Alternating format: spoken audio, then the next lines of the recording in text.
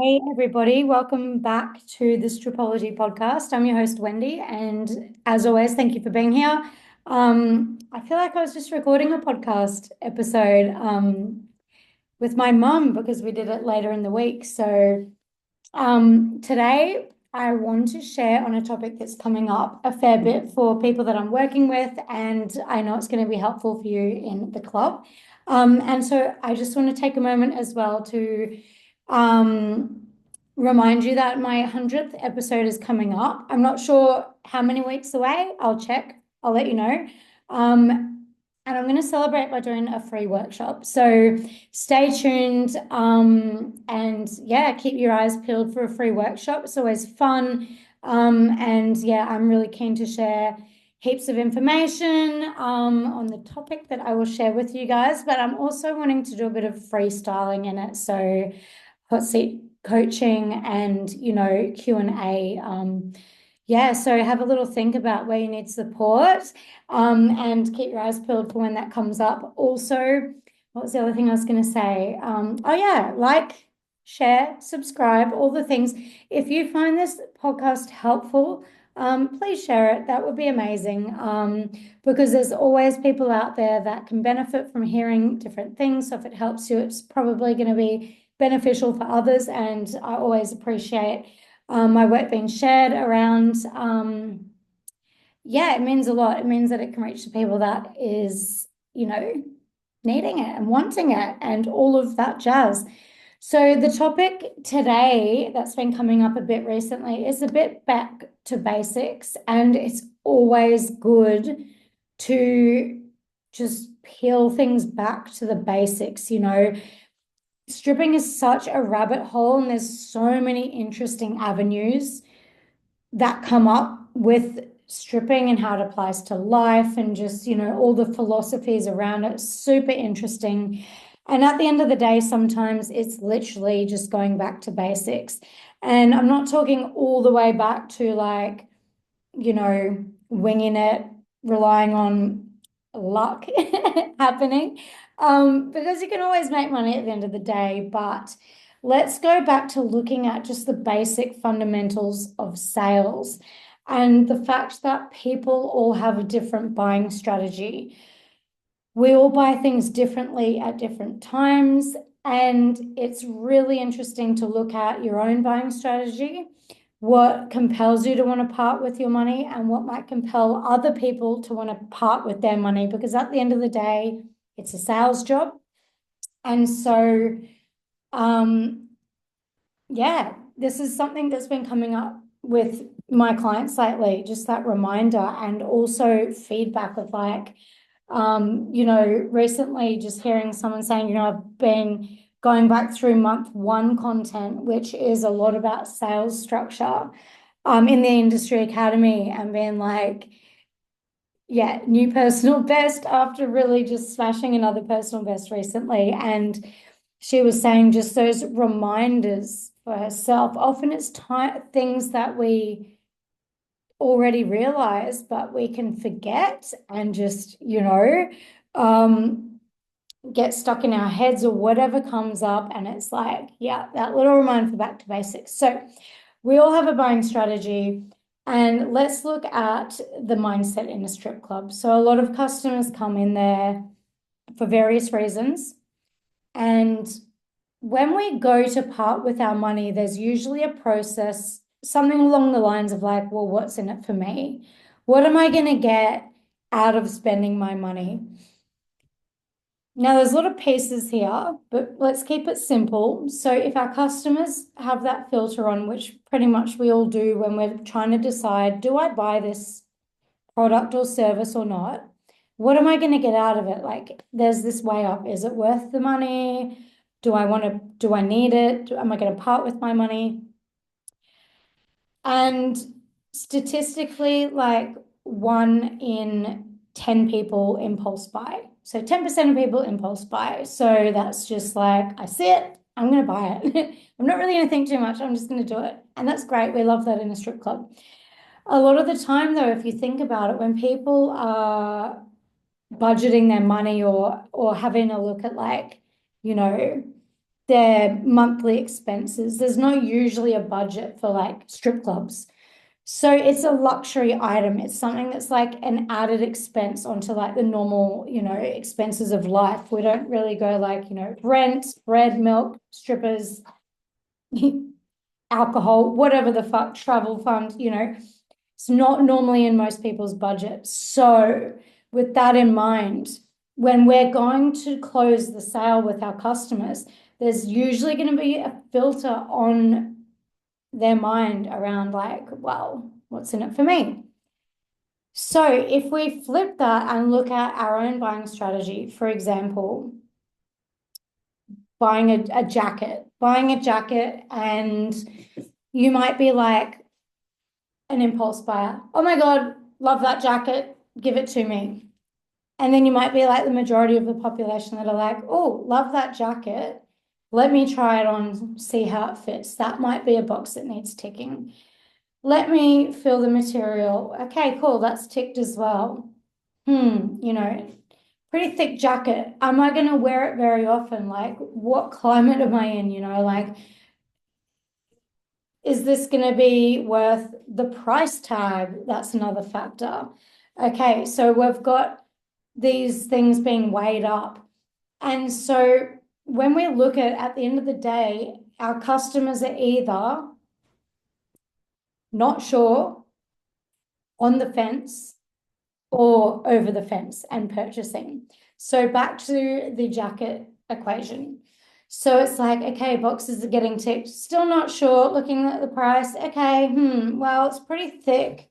Live in a warm climate. I'm probably not going to use it that much, and it is pretty expensive. And I do have a jacket similar. Okay, so weighing it up. Then there might be, for example, a situation where it's like, well, actually, I'm going to Japan, in 2 months, and it's going to be really, really cold. So this jacket actually is going to serve my purpose. Actually, that's a big tick. You know what? I might just get it done. I'm in the shop now. Don't want to fuck around trying to look for another jacket. It's ticking all these other boxes. You know what? We can talk ourselves on either side of the fence if we, add up and sort of like calculate the pros and cons with things. These are things that happen as humans when we're deciding whether or not we want to purchase. Sometimes we need one box ticked. Sometimes we need 10 boxes ticked. It's like rent. Rent is due. That needs to be paid. There's different like levels. We also have different values that we place on things, right? So with this in mind, another jacket in the wardrobe might not be a hugely high priority, but if you have something like a trip coming up where you're going to definitely be using it and needing it, bang, it suddenly goes up in priority.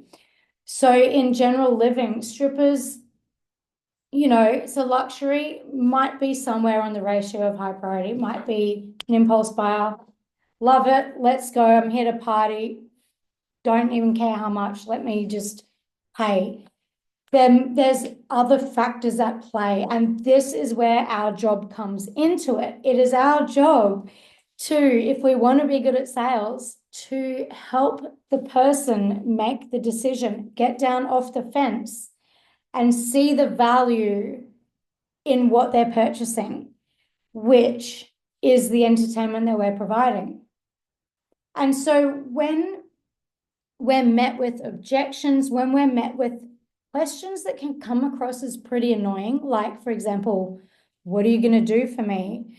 That's too expensive. Can we make it cheaper?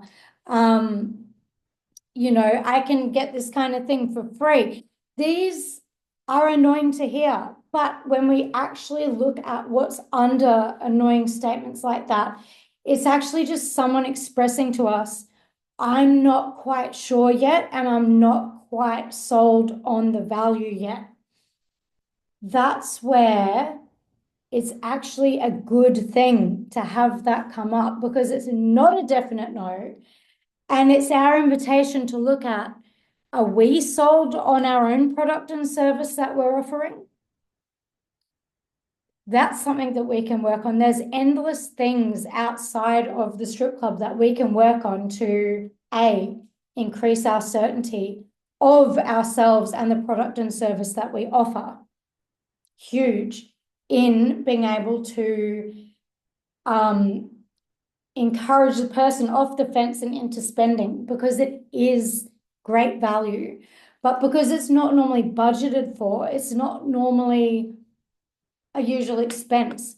There is a bit of responsibility on our side to allow the person to feel safe and happy about making that decision to spend. So sometimes we can react badly. For example, when we have someone questioning the value, we can take it personally and go, "You're not seeing the value in me. How dare you?" But actually, that's really not going to end too well. If we can just reframe it in our minds to understand that this person might not quite understand the value yet. Hang on a second. Allow me to help, allow me to assist, allow me to stand in my power and gently encourage you to, have a fantastic time. So in this scenario, and relating back to like the jacket, not sure, not sure. Hang on, I've got a trip to Japan. Actually, this is really going to be a good thing. Sometimes just a little added additional reminder of like how it can be a good idea is all that it needs to nudge someone off the fence. For example, they might be like, not sure, don't really have it in the budget, blah, blah, blah. And if we can hold ourselves and kind of showcase, we don't need to list the values, but if we can demonstrate to them and encourage them and showcase to them what a good idea it is, and maybe they'll get a lot more out of it than what they're initially thinking, by the way that we hold ourselves and communicate with them and the way that we, make them feel and what they're experiencing, our intention, of course. All of the things add up, and they might realize, for example, you know what, like I've been really uptight for the last 6 months. Maybe I do need to let loose and just have some fun.